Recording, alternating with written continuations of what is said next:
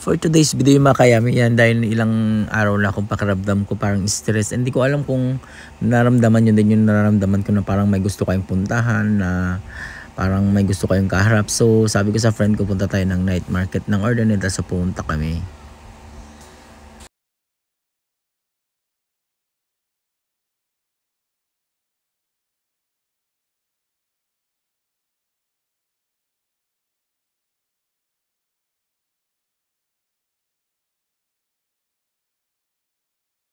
So yun nga mga kayami, napunta kami doon mga 5 o'clock, medyo maliwanag pa. As you can see naman, ang daming tao. Talagang tinutubog yung night market dito, and then puro pagkain talaga bubungad sa'yo. Kung gusto mo ng palabok o mga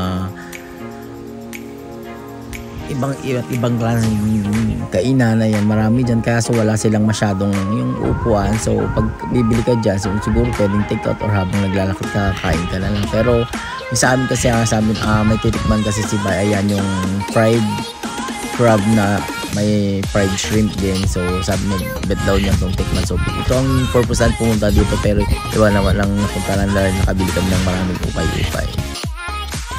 Tapos ayan mga kayami, lalakad-lakad lang kami, naghahanap kami ng iba pang makikita. And then yun nga, ang dami, isa nyo dito kung mahilig ka sa mga upay-upay, mga mura lang dito, mga worth 50 pesos, 25 pesos, marami kayo magbibili bukod sa pagkain. So ano lang ito, masyadong siksikan pag ano, dahil nga yung space nila, pero maganda kasi maglakad-lakad. 50 pesos, so hindi ko lang okay na to. Tabi ka ng St. Joseph, tapat lang sa St. Joseph. Then nakikita ko lang sa lamin, so outfit check, yan lang outfit, punta doon, white ng white. Yung dahil kami dito sa Urdaneta, night market.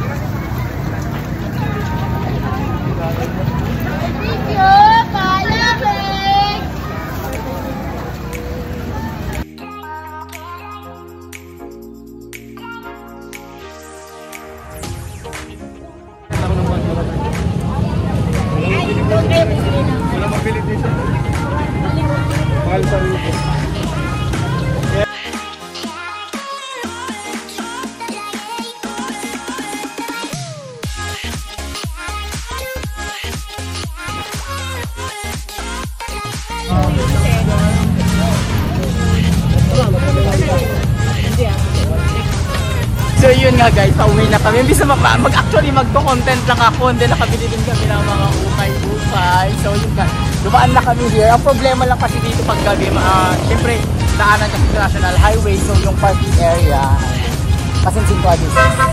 So yun nga, yan si Pai. Napagastos kami. Actually nakagastos ako ng 350 ko na. More than kasi yung foods pa namin. And then walang kasing ang problema doon, walang kakainan. May maraming pagkain na tinda pero walang kakainan. So yung pagkain namin siguro kakainin na lang namin sa sa may town hall, dahil stress ang background. Kung papansin niyo kung friend nyo ako sa Facebook, medyo stress talaga ako for today's video.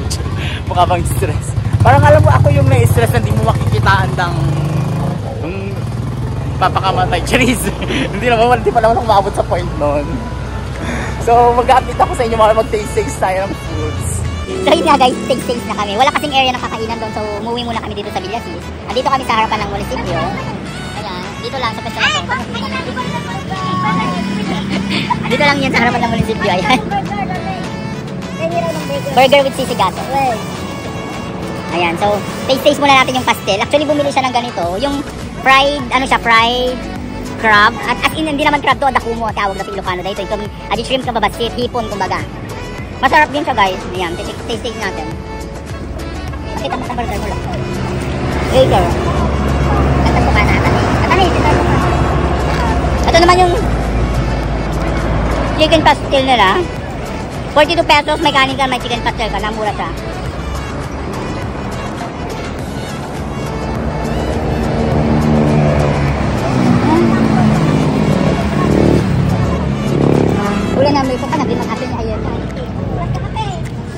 Masarap yung chicken pastel nila yan. Masarap. Ano natin yung video? Napot namin. Sarap to. Ayan.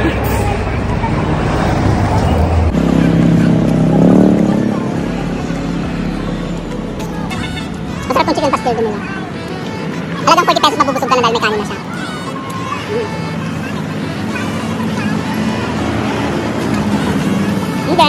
Yung burger na sisig. Di mo na, boy? 50 pesos.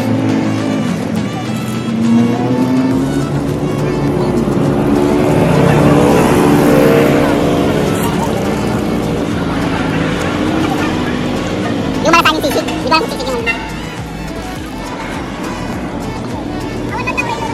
bawal.